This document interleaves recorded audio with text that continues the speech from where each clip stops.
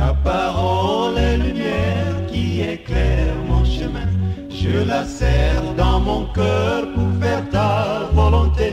Elle procure la sagesse et le salut divin. Elle me place loin du mal et m'enseigne ta bonté. Ta parole est lumière, ta parole est lumière. Je la serre dans mon cœur pour faire ta volonté. Quelle précieuse lumière, quelle précieuse lumière. Elle me place loin du mal et m'enseigne ta bonté.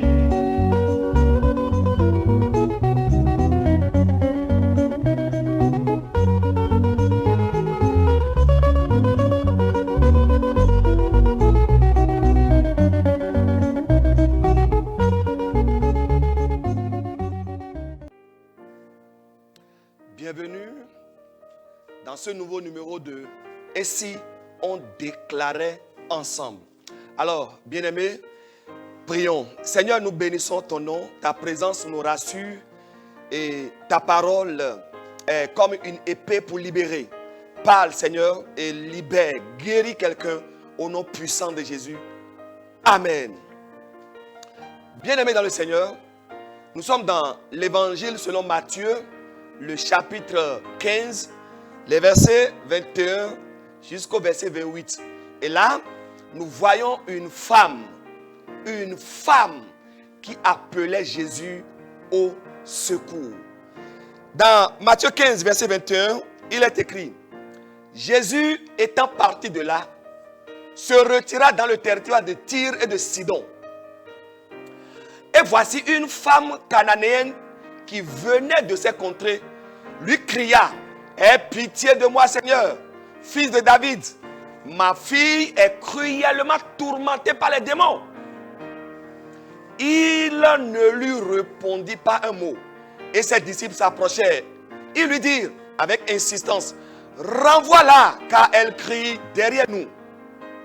Il répondit: je n'ai été envoyé qu'aux brebis perdues de la maison d'Israël. Mais elle vint se prosterner devant lui, disant: Seigneur, secoue-moi. Il répondit: il n'est pas bien de prendre le pain des enfants et de le jeter aux pieds des chiens. Oui, Seigneur, dit-elle, mais les chiens mangent les miettes qui tombent de la table de leur maître. Alors Jésus lui dit: femme, ta foi est grande, qu'il te soit fait comme tu veux. Et à l'heure même, sa fille fut guérie. Waouh! Amen. Alors, je veux, avant de continuer, que tu déclares avec moi. Dis: Seigneur, toi qui as secouru cette femme cananéenne, toi qui as guéri la fille de cette femme cananéenne, Père, je viens devant toi.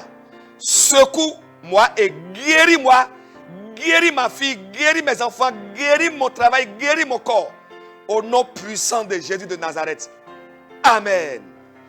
Bien-aimés dans le Seigneur, nous voyons ici une femme qui a appelé Jésus au secours.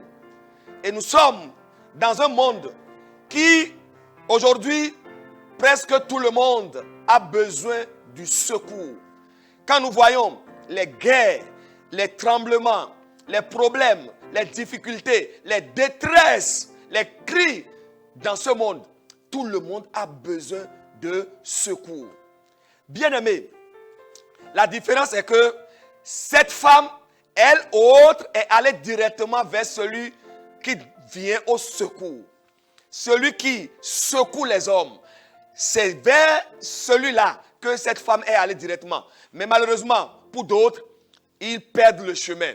Ils vont chez les marabouts, ils vont chez les visionnaires, chez les astrologues, ils vont chez les charlatans, ils vont chercher de secours chez les plantes, chez les bois, chez les terres mortes, ils vont chercher de secours chez les ferrailles. Bien-aimés, d'autres vont au bord des fleuves, au bord de la mer, les créatures de ce monde pour chercher de secours. Bien-aimés, la seule personne, oui, le vrai Dieu qui donne la solution, c'est Jésus de Nazareth. Et c'est chez cet homme que la dame est partie Il est allé directement. Alléluia. Je vais inviter quelqu'un. Je ne sais pas dans quoi tu es, mais je sais que tu es en train d'appeler au secours. Tu as besoin du secours. Oui, pour ton emploi. Tu as besoin du secours pour sortir de ce problème, de ce péché, oui, de l'idolâtrie. Tu as besoin du secours pour sortir de l'adultère. Tu as besoin du secours pour sortir de l'alcool. Tu as besoin du secours pour sortir de ce péché de masturbation qui te lie. Chaque fois tu retombes dedans. Tu as tous les moyens. On t'a donné des astuces. Fais ci, fais ça. Mais ça ne cesse jamais. Tu as besoin du secours. Du véritable secours. Et ce secours, ce n'est pas chez les hommes. Ce n'est pas chez les créatures de ce monde. Mais le véritable secours, c'est chez Jésus de Nazareth. Le fils de David. La dame a appelé, dit, secoue-moi. Car ma fille est mourante. Ma fille est traumatisée par les démons. Bien-aimés dans le Seigneur. Alors, quand nous venons vers ce Seigneur, quand nous venons chez le Seigneur Jésus pour chercher secours, je voudrais dire à quelqu'un actuellement, si réellement tu es en train de chercher le secours chez le Seigneur Jésus-Christ, il y a des obstacles. Et cette femme cananéenne a rencontré plusieurs obstacles. Premièrement, quand elle a appelé le Seigneur au secours, la Bible dit, le Seigneur ne lui répondit rien. Un silence total, un silence implacable. Elle a fait face à un silence du Seigneur. Il ne lui dit aucun mot. Peut-être que toi, actuellement, tu dis, tu as prié, j'ai jeûné, mais Dieu n'a rien dit. Oui, c'est un silence. C'est arrivé à cette femme en question. Mais qu'est-ce que la femme fait? Alors, elle a crié. Elle continuait par crier. Elle appelait toujours au secours. Mais face à ces cris, elle fait face encore à un blocage. Les disciples de Jésus ont dit à Jésus, renvoie-la. Les disciples ont même insisté pour que Jésus renvoie la femme. Bien-aimé, la dame n'a pas découragé. Elle continue. La femme cananéenne, elle continue. Et puis, Jésus lui dit, je ne suis pas envoyé, je suis envoyé aux brebis perdues d'Israël. Et là, la dame vient se prosterner devant Jésus. Waouh!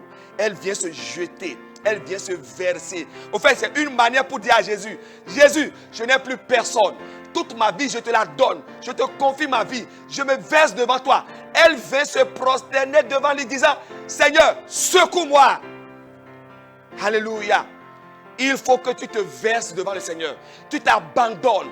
Tu te jettes. Tu donnes toute ta vie. Tu vas déclarer avec moi. Dis, Seigneur, je viens me jeter devant toi ce matin. Je viens me prosterner devant toi. Je viens m'abandonner totalement. Mon esprit, mon corps, mon âme, tout, ma pensée. Tout, je viens verser devant toi, Seigneur. Secours-moi. Cette femme s'est versée devant le Seigneur. Et là encore, qu'est-ce que Jésus a dit? Il dit, je ne peux pas donner la nourriture des enfants aux chiens. C'est comme si elle était traitée de chien. Et là, quand elle a fait face à cet obstacle, qu'est-ce que la dame a dit? La dame répond encore à Jésus, dit, oui, j'accepte. Seigneur, dit-elle, même les petits chiens mangent les miettes qui tombent de la table de leur maître. Ça veut dire quoi? C'est une manière d'accepter ce que le Seigneur a dit. Elle a accepté la condition. Oui, je suis une chienne. Je suis une pécheresse. Oui, j'ai péché. Oui, je suis sale. Seigneur, je suis sale. Je ne mérite pas ta grâce. Bien-aimé, il y a beaucoup qui prient. Beaucoup prient sans reconnaître qu'ils sont des pécheurs. Ils se confient dans leurs bonnes œuvres. Ah, je suis chantre, je suis choriste, je donne ma dîme, je prêche. Bien-aimé, rien de ça ne te donne l'autorisation devant le Seigneur. Non! Il faut reconnaître ta condition. Reconnaître, dire Seigneur, je ne mérite pas. Non, je ne mérite pas. Cette femme a dit, je ne mérite pas ta grâce. Mais fais-moi grâce. Fais-moi grâce. C'est ce que disait cette femme en disant, oui, mais les chiens mangent. Tu vas déclarer avec moi, dis Seigneur, j'accepte ma condition. Je reconnais que je ne mérite rien. Ce que je demande, l'emploi que je demande, l'enfant que je demande, la guérison que je demande, ce n'est pas un mérite. Seigneur, mets ta grâce. Seigneur, mets ta grâce. Alléluia. Alléluia. Merci Seigneur. Alors, quand cette femme a dit cela, elle dit, les chiens mangent ce qui tombe de la table de leur maître. Ça veut dire quoi? C'est aussi une manière de dire à Jésus, Jésus, tu es mon maître, je suis ton chien, je veux manger les miettes. Est-ce que toi tu reconnais que le Seigneur Jésus est ton maître? Est-ce que tu reconnais que Jésus est ton maître?